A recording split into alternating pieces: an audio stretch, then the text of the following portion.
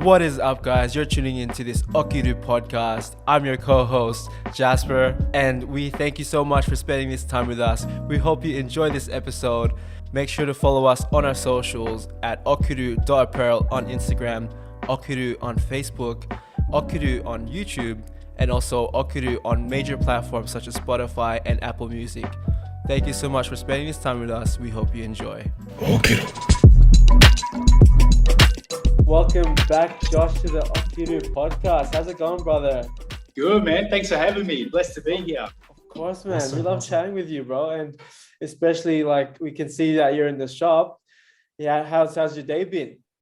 Yeah, pretty good, man. Pretty busy. Got a lot of work on, a lot of repairs and customs, and still fitting out the place a bit as well. Yeah. So doing a bit of repairs inside the shop itself. From the floods, had a little bit come in, not water come in, but had a bit of damage to the building from the floods.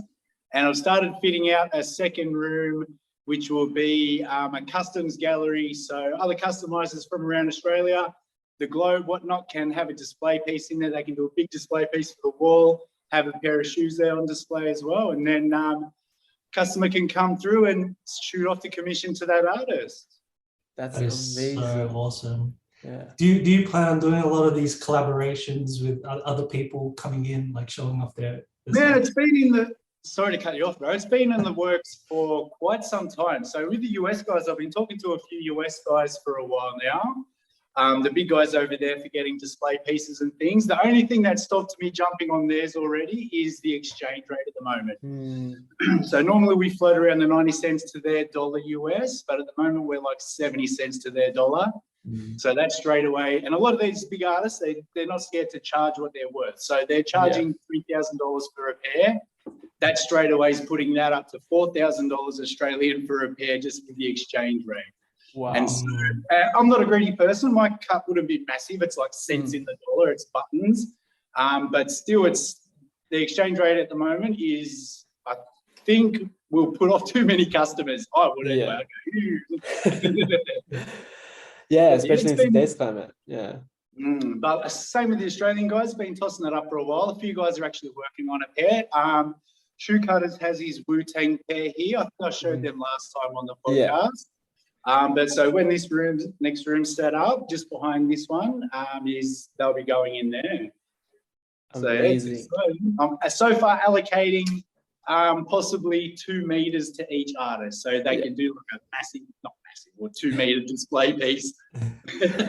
That's amazing, man. What made you want to, open your space to the community and other creatives? There's enough money and love to go around for everyone, man. So as I saw it for the business anyway, there was no point in me battling it out with competition. That's ugly for everybody. It might motivate some, but for me, I work great in a team as well. I'm not saying I need people around to make moves or anything, but at the same time, it's good to support the guys, man. I appreciate what they're doing. So a few customizers, I stock little things that they make as well. So Shoemaker, I have his checks and shoe tags. Premium Geek from the US, I have her shoe tags and stuff. So just willing and happy to support other guys, man. They deserve it. They deserve it. Yeah, exactly. Yeah, I love that. I love that mindset. Just having, there's enough for everyone. Man, it's a big world. yeah, exactly. Yeah. You don't have to be greedy and like think that there's a limited supply of people that are going to come. There's so much out there. There's so much out there. Yeah. I wanted to ask, like, and bring it back to when you first started, of how actually back in the day when you were still a kid or something like that, because I know you have quite an entrepreneurial mind when it comes to like selling sneakers, and now you're doing the customs and repairs. Like, how did that all begin? What were you doing like as a kid and stuff? How were you as a kid? Just always wanted to figure out how things work, to be honest, pretty much. So I was always like pulling stuff apart. When like the old, back in the days when they had Walkmans that you used to listen to with a cassette tape, if that busted, I'd pull it apart, try and fix it. I think I got that from my granddad. He was always playing stuff, trying to fix it as well. And then just that went into sneakers. When I started loving sneakers, I wanted to find out like how the air bubble's working, how far, like how far it went up into the sole, what other materials we're using, and then same with the Reebok pump. I wanted to know how it works, and then from there, man, I don't know, I just kind of got carried away and lost in it all, to be honest. Yeah. So did you destroy a couple of sneakers? Oh, man, plenty. I then fixed a few as well. So then I had my sentimental pairs that I'd hang on to, and I'd be able to get an extra 2 years out of them. That's it, man. That's it. You save money by repairing your stuff, right? Like, what's the point of throwing it out like when it's still repairable? Yeah, that's right. And I remember when those Reebok pumps as well, the sole went in on one time, and I was too young to do that. I didn't know what I was doing. Not too young, I just didn't have, like, YouTube wasn't around to find that information and whatnot. It was pre-internet. It was like encyclopedia. Old school, man. Old school. The sole came off, and my mum took him to a shop to repair, and he didn't use the original Reebok sole. So like he just got some generic sole, which is a complete different color and everything, and put it up. Man, I wanted to cry, like legit. When I see these things, I wanted to cry. What is done? And then it wasn't long after, a friend, his pair busted, and then I got them off him, and I always held on to them just for sentimental. I didn't wear them. And then I was able to do a sole swap at, I think, maybe like age 12 or something like that. Yeah. Wow. That's incredible, man. Started young. Then had a big gap, had like a 20-year gap as well with work and getting sidetracked with bills and having to support family kiddos. So you've like broken down shoes. You know the sneaker game for a while now. How has the technology progressed from when you started to where it is today? Wow. Huge. Everything was analog back in the day, and now switching to digital. So now there's Chase Shields been doing it for a while, a bespoke guy who hand makes in Melbourne. So he's been using little chips that he'll stitch into the tongue. Then you can scan them, information of the shoe comes up, whatnot. Guys are now putting NFTs in that as well. So you scan it, buy an NFT. So it's pretty, there's some crazy things. It's crazy. I think the biggest thing was like a Reebok pump. That blew my mind as a kid. That was groundbreaking. From there, kind of died off a bit to the shocks and whatnot. But now, with the emergence of like the meta and everything going digital, man, I think it's going to be pretty crazy of where it's going to be. And I wonder where, not long from now, how they'll be technology-wise for innovation in sporting as well. So I know like they'll get banned from NBA because they'll make you jump higher or whatnot. Yeah, but I wonder where it would be just for like the average guy wanting to hoop next 10 years. Yeah. Did you ever I remember there was these shoes that like made your vertical higher. They had like springs in the shoes or some crap like that. Did you ever see those? Yeah, I did. I can't remember the brand. I think it was like I can't remember the brand off the top of my head. They were like a fluoro green shoe or something. Yeah. How did Nike? Sorry. Nike's still bringing out all the. It's even the technologies that are coming out. It's just the simple little modifications like Nike, how they're bringing out now for the marathon runners. Is it the Nike React something? Maybe they've got like a little thin bit of maybe carbon fiber or something anyway in between, and then that's just giving that spring to give you that micron of a second quicker, which over the marathon adds up to lapping people. It does, right? It's just the small changes that create the big differences. Yeah, and I guess we can all put that into everyday life as well, man. So for like your family, education, what your goals are, there's slight little differences every day or once a week, whatever you can do to make it, will all add up. Exactly. Exactly. You mentioned like education, like how you got what you were talking about. You were in construction beforehand, and then you decided to do your own business. Like, what did it take for you to get started? Like, what did you do to plan? Did you do any like hardcore planning? Like, did you do like a business plan? Did you do like a 5 to 10 year plan? Like, what was that like to get started? Yeah, it's good, man. I have a bit of experience in it. I've had another business in the past, which I was fairly successful at, but I sold it off after couple of years. Oh. I didn't sell the whole business name, just the domain name, and Yeah. then just gave the rest of the business with it pretty much anyway. Yeah. That was for mixed martial arts. I was heavy in jiu-jitsu, so I imported sprawl fight gear back in the day. So I had a bit of experience there. So it was, for me, I did a business plan, a 5-year business plan, not 10 years, so far 5-year. Just because I'm not sure which direction this is going to go eventually. So I did a 5-year business plan, did a financial plan, looked into the NICE program. I didn't do it, but did it prior with another business, that other business. So that's the new, if anyone's interested in that, highly recommend it. It's the new Enterprise Incentive Scheme. It's a government grant. It should be Australia-wide, but they definitely have it in New South Wales. So you get, it's a year thing. You do, what is it, small business or micro business cert for? Sorry, I'm trying to remember back. All good. You also get government payments every fortnight, which equal to like 800 a fortnight or something like that, maybe. You can earn unlimited through the business. You get a business mentor. You do financial plan, business plan. Man, it's really good, really good. So heavily recommended if you can do that. Whatever hoops you have to jump through them, man. For sure. Guys. So for me, it was I started out with the reselling. So I started reselling to slide through the door and then to get the customers in that way as well. And yeah, man, so now my plan is kind of changing.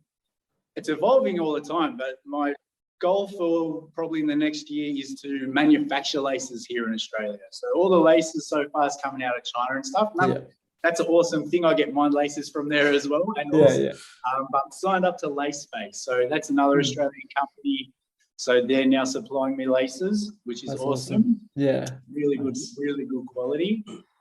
So yeah, looking to bring some manufacturing back to Australia and get some laces happening here. If I can figure out how to do custom laces as well, that'll be pretty cool. Yeah, that'll be dope.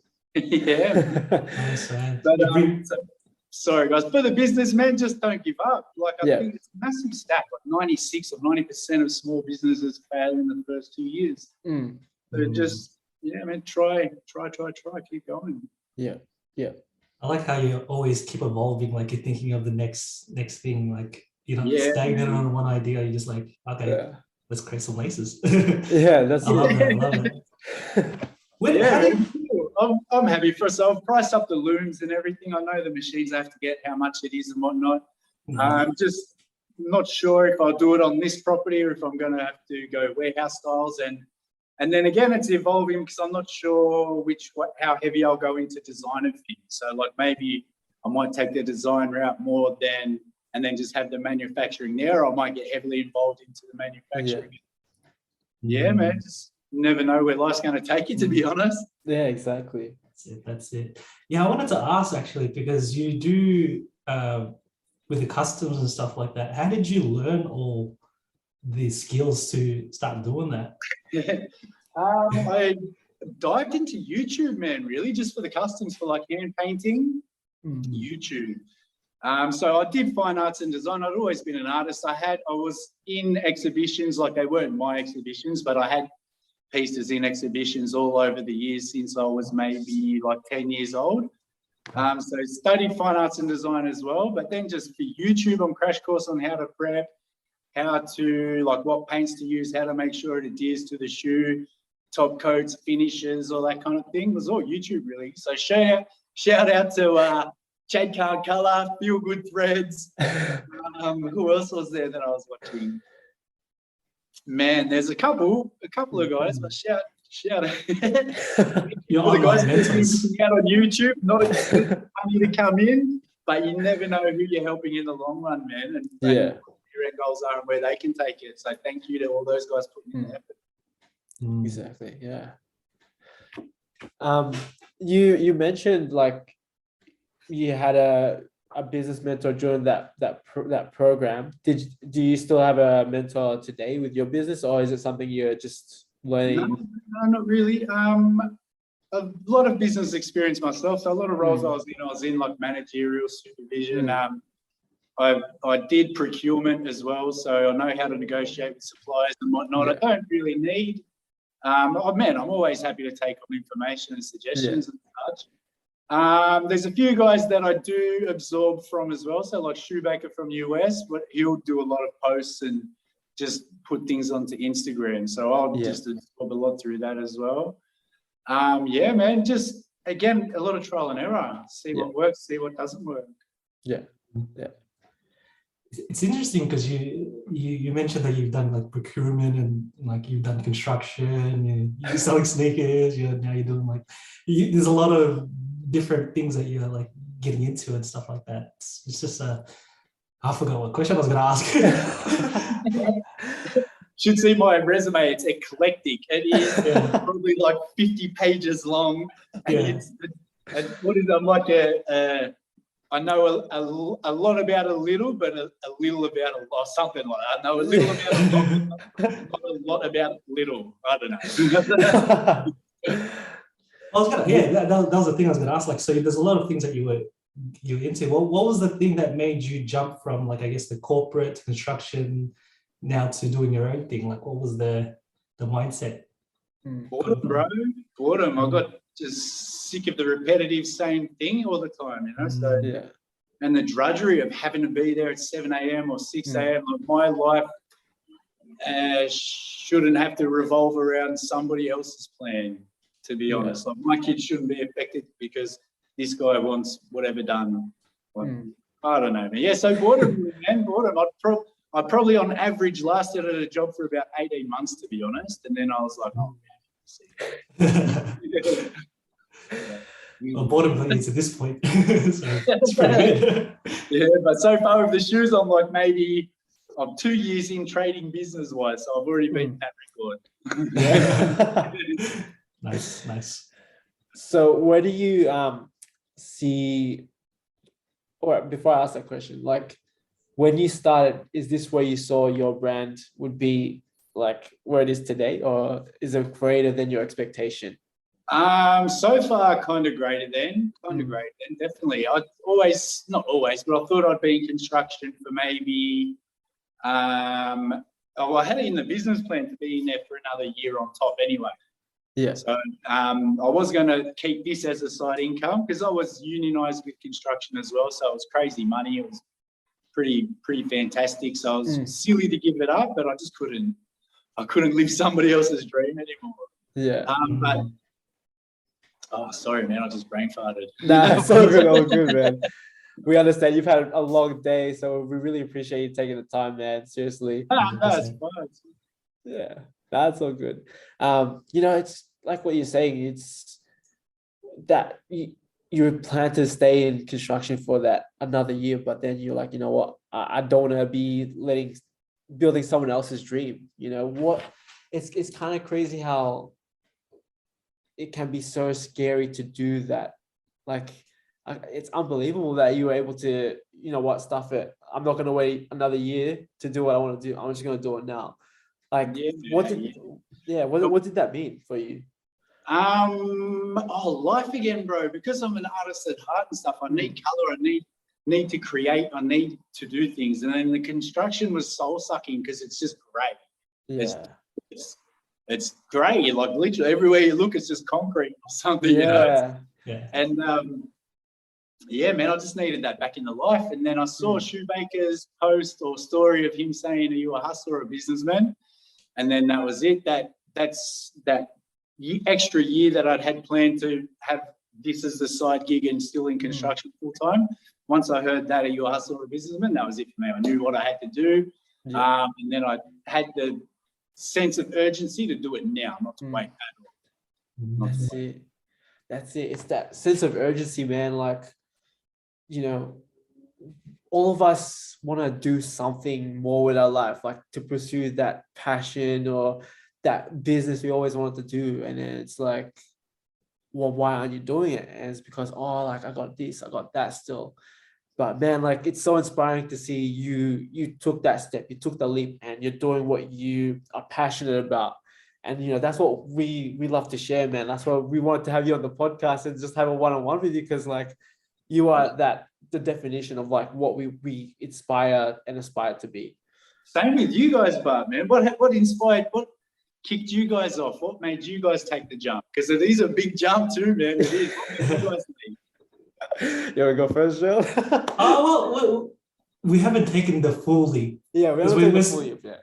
Because we're still doing our like full-time jobs on the side, but like we work on this stuff. But basically, I don't know, we always just want to do our own thing, right? That's the dream, like to just have our own thing to have our own thing. Yeah, exactly. I think like for me it was you're like, I have a warehousing job. It's nothing fancy. It's great as well. Like you see silver, you see metal, you're just stuck in a tin like cage for 8 hours of your day. And it's like you go home and what do? You watch Netflix, or you do something that's not a part of your passion. It's kind of like that's how you I started to lose, like I felt lost in life, and I was like, I want to do something more. Like I want to do what I want to do. Like I have a design background, but I'm working my life in warehousing. Like there has to be something more out there, right?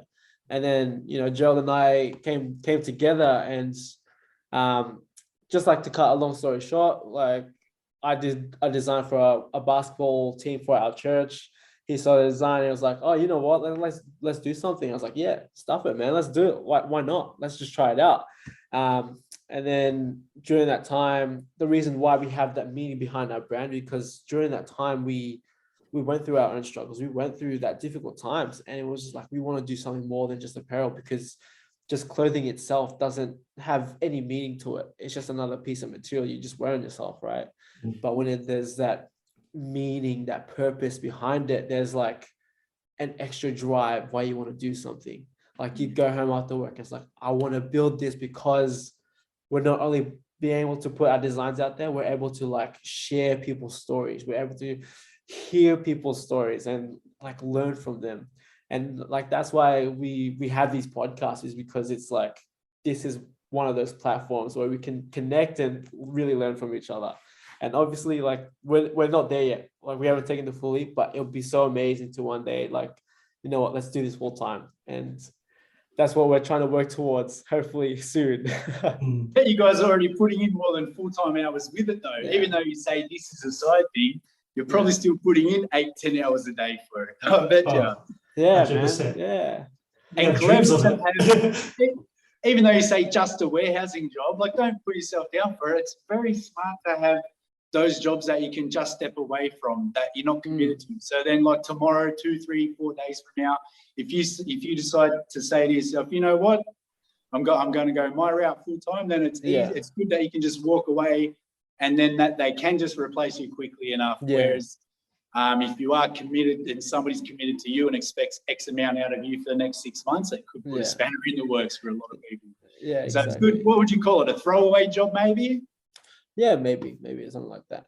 But like one thing I learned is, because I listen to a lot of other podcasts and like read books as well, and you hear successful people, and it's that, for me, it's that job that's teaching me like I don't want to be here like the rest of my life, because sometimes you see it and it's like it's an easy job, like you get paid for it, and sometimes it can be like a black hole, like you just stay there because everything is just, you just get comfortable, right? But like the way I see it is, I want to work so much hard. I probably put more hours in like our brand than like obviously work, because it's like I want to be able to do this full time. I want to get out of this, so one day I can speak about like sometimes you gotta do something you hate to be able to do the thing that you love for the rest of your life. And then when you have that thing that you love for the rest of life, you'll cherish it, because you'll be like, I don't want to go for the ladder anymore. Like I want to be here doing this and that, and it'll like solidify that passion, that drive, hopefully. No, it does. If you keep it, as long as you keep that spice within yourself, man, you'll be fine. Yeah. You get a lot of hurdles, but I love the ups and downs with it as well, to be honest. It's a good ride. It's such a good ride. It's a good ride, man. It's a beautiful ride. Like, I don't know how open you want to, share in your podcast. Like, what has been like some of the struggles that you faced in your business? The lockdown, man, the lockdown. Yeah. So I won't throw figures in there, but I put like a lot of life savings into stock and starting up and all that kind of stuff. And so even just like, you wouldn't even think about it, but signing a commercial lease is a lot different to signing a lease for the house. So when I signed the lease for the place, or was going to, I was like to the real estate agent, I'm like, oh yeah, cool. So it's like 4 weeks in advance and 2 weeks bond, just like your normal. And he's like, looked at me like, huh? And he's like, nah, it's like 4 months bond, 2 months in advance, this or that. Damn. So signed my life away anyway. Yeah. But then with lockdown, so that's like 6-8 months of having to pay rent with like no income coming in from it. Still had like selling laces online, all that kind of stuff. But yeah, man. So that was the rest of the savings gone just to survive that lockdown. So that's the biggest struggle. Like, not good, not on the bones of my butt, still good. But the thing is, if another lockdown came for 6 months, I'd be done. Like my doors would be shut. But I'm not worried about it because I've got a lot of business coming in. We're getting a lot of love from not just the local community, but Australia-wide, man. We're getting stuff from like Perth, Queensland. Yeah, man, it's really, really cool. Yeah. That's beautiful, man. That's so good. That's so good.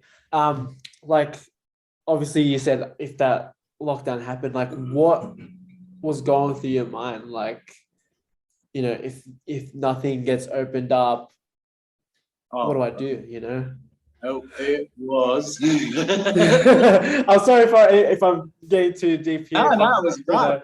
Best analogy would be like just a roller coaster daily. Yeah. Like everything I'd planned and plotted and thought I could achieve or would be able to come around this way from got blocked. And then I'd come this way, got blocked.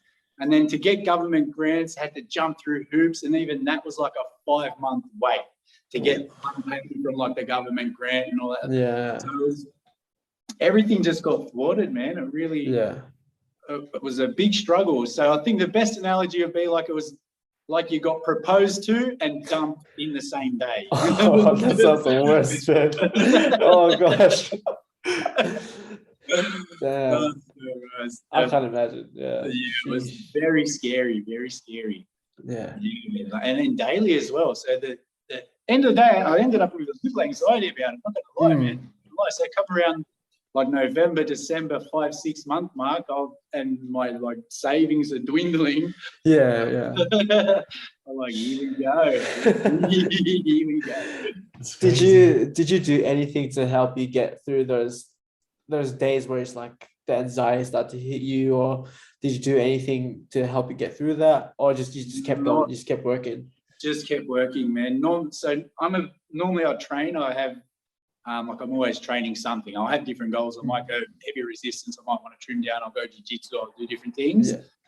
So we couldn't, man. We couldn't get out. Like they even like had parks taped off with no entry signs that say you can go get a few cheeky chin-ups in or anything like that. It was like literally just this head down and work. So it was a lot of back end stuff, a lot of website stuff, a lot of negotiating with suppliers. Don't be scared to negotiate with suppliers either, guys. Like if they say it's this amount for this, you can say, well, how about this amount for this? Yeah. Double check your contracts, read your contracts. Anything you don't agree with in that contract, you have every right to cross it out and send it back for them to sign off on as well. Yeah. Sorry, man, I just thought I'd throw that in there while that's great advice, man. I wanted to know, so throughout those struggles that you were having during that period, you obviously pushed through it. So what was the thing that you were telling yourself to actually get through it? Like, reminded myself of why I was doing it as well. So it wasn't just to like get out of construction and get colour back in my life. It was to break the cycle of being bloody broke, man. Like I come from a lineage of broke ass. Back to gypsies and stuff, man. Like, wow. It really is. So my main goal is, I have beautiful children. My main goal is to try, even though it's a little store, on Canterbury Road at the moment. Eventually, this could grow to be something of generational wealth. So that's my end goal, is to provide for my kids, if I can, with something out of this. Yeah. That is awesome. That is awesome. Did you ever have opportunity during that time to talk to other people about like the issues that you were having, or to vent out to other people? Nah, but I'll tell you what, the government copped an earful off me. My poor missus at the time, my missus did. She did a lot. She was kind of sick of it. And then she was going through her own stuff as well with it. She'd lost her job and wasn't sure if she was allowed back and whatnot. It was crazy. But yeah, man, no, I just vented to the people that were in this position. Yeah. Or in that position, I wrote to a few politicians, emailed a few colleagues, and spoke to the government, let them know how I felt about how quick they were acting on grants and suffering and stuff, man. Yeah. Amazing, man. So I want to go back to the question I was going to ask before, is where do you see your business, your brand you're developing? Where do you see it in the next 5 to 10 years? Do you see yourself doing it still, or do you see yourself expanding much bigger? I don't know. If I keep the repairs and refurbs and kind of side to it, that could potentially franchise maybe.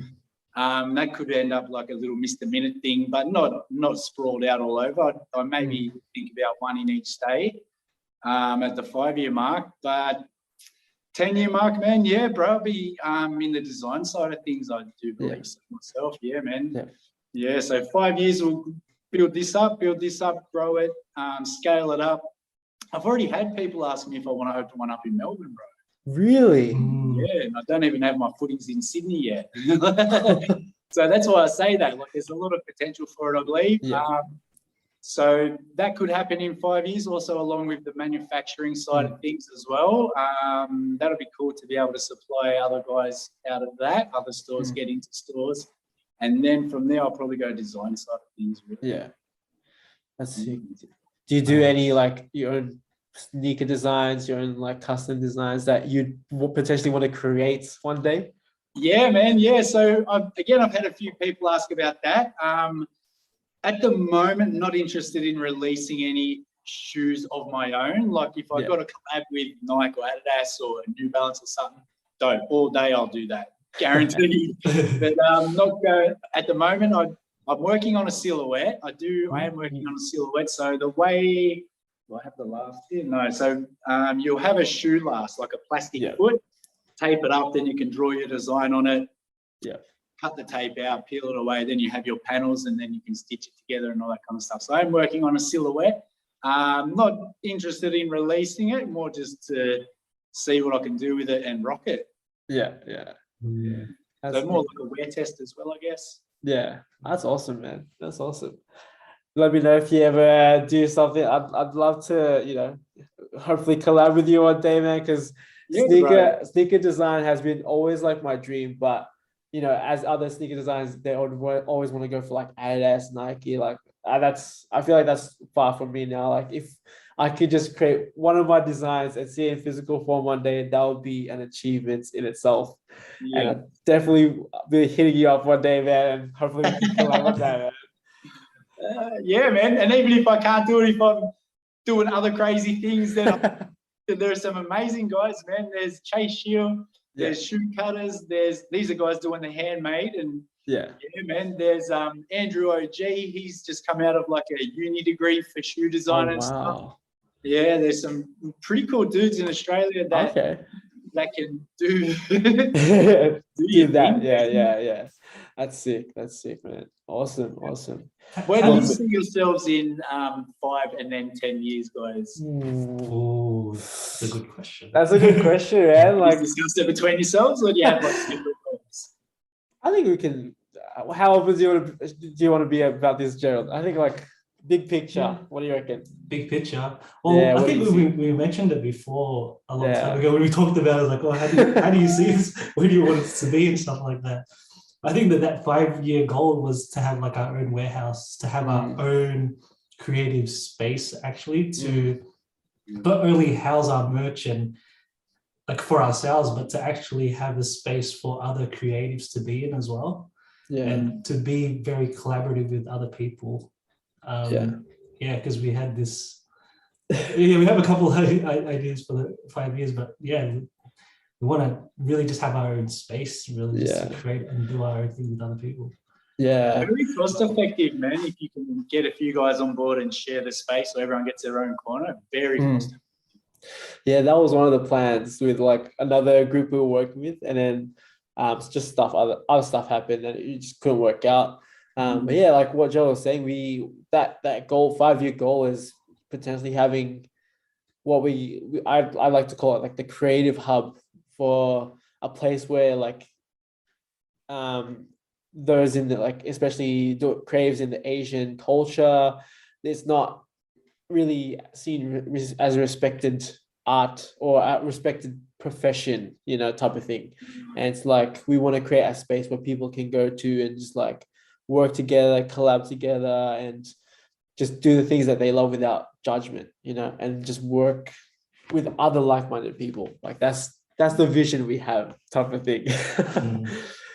That's cool, man. And then that's good because in that situation, a lot of people feed off each other as well. And then if his work as a little communities can grow, man, he can grow. What I heard like Joey Diaz say the other day, it only takes 3 people to take over the world. So you don't need 20, 40, 50 people to have a massive team, like 3 strong people, and you can. We're waiting on that third person. To you, one to me. Like that's the whole. Yeah, exactly. Yeah, like you don't need many. It's just that quality, you know. If you have that quality relationship, you don't need a lot. You just need those people in your life, and that's it. That's it, man. Anyway, man, like I don't want to take too much of your time. I know you had a busy day, and I know you're always working so hard and fixing up the shop. So how about we close this out, and hopefully we can catch up again, maybe with the other Lace Kicks guys too. Yeah, for sure. Thank you so much, guys. Appreciate you. Congrats on everything. That's a cool. I saw your stuff on Instagram. That's dropping soon. So, fire. Thank you, man. Thank you. Hey, man, maybe if we can, like, I love designing person and stuff. Maybe if you allow it, like, I can send some prints or something over there and, you know, display it or whatever. 100%. Definitely, man. Yeah, if I can help you in any way, don't hesitate to ask, man, at all. Just hit me up. Hey, same goes. If we can help in any way too, man. Like we're trying to rise together, right? Like that's the motto we're trying to go with, like rise together, rise each other up. That's it, man. Oh, before we go, we had those 3 questions. Oh yeah, I forgot. I haven't done this in a while because we haven't done podcasts in a while. So we usually end it with 3 questions. So 3 questions. What are you grateful for? What have you realized? And what is a question you want to ask yourself or the people listening? Oh, so so the first one again is what I'm grateful for. Yeah. Life, man. It's a spin out that we're here on this organic rock tearing through space, which is around the sun, which is tearing through the milk, which is tearing through. Oh man, it's bananas. We're here, our lungs are breathing while we're just sitting here talking about it. We're not thinking about it. It's automatic. It's bananas that we're even here. It's crazy. So absolutely grateful for life. Sorry, the second one. What have you realized? What have I realized? What, as in business-wise? Anything. It could be anything. Like, what's a realization you had recently, or, you know? Don't beat yourself up for your mistakes. Try and learn from it and move on quickly. Yes. Don't dwell. Don't sit. Don't spiral. Don't procrastinate. Move on, man. Learn and grow. That's it. And then a question I would ask myself. Yeah. Question I'd ask myself. Or to anyone out there. Man, that's great. That's a crazy. Why do you joke around sometimes so much, I guess, to myself? Like sometimes I should be more serious in times when I'm joking, and sometimes, Hey, man. I like I that. love it. You're going to get me thinking on that tonight, man. I'm going to be up at like 3:35 a.m. thinking. That is actually a really good question, though. Like a lot of people like don't ask questions to themselves, I guess. Like, Yeah, man. like, Yeah, that's very introspective. Wow. Yeah, this question usually stumps a lot of people. I'll do some self-reflecting tonight. Hey, man, don't overthink it, man. Yeah, learn to move on. That's it. Learn to move. That's it. Learn to move on. Let go. Anyway, thank you so much, Josh. It was a pleasure talking to you again and having you on. Look, man, like the stuff you're doing is absolutely amazing, and the space you're creating is awesome. I can't wait to see it and see your business thrive and grow in the coming years. Thank you. Appreciate it. Appreciate it, guys. When you're in Sydney, slide through. At the moment, it's 83 Canterbury Road, Canterbury, but you never know where we're going to grow to. Nice. Awesome. Let's go, man. Let's go. And hopefully we can see you in Melbourne, man. Hopefully we can see that stuff in Melbourne someday. Oh, I'm there. Hit me up there. Grand opening, I'm there. Yes. Awesome, man. Awesome. Is there anything you wanted to tag or plug for yourself? For myself? No, not really, man. Send that work in. If you got anything for me, if you got customs, bespoke, repairs, refurbs, anything, send it through. And shout out to everyone in Australia that are making their moves. Shout out. Yeah. Oh, yeah, actually, one person just popped into mind. Brush Me Harder. She's a customizer from Melbourne. She's just released an NFT of X amount of pigs, and she is sold out and doing really well, man. So, keep an eye out on some dark horses in Australia. That's it. That's amazing, man. Anyway, thank you so much. Enjoy the rest of your week and have a good night, brother. Yeah, you too, guys. Thank you once again. Josh. Amazing. Amazing. It's good seeing you, man. Okiru.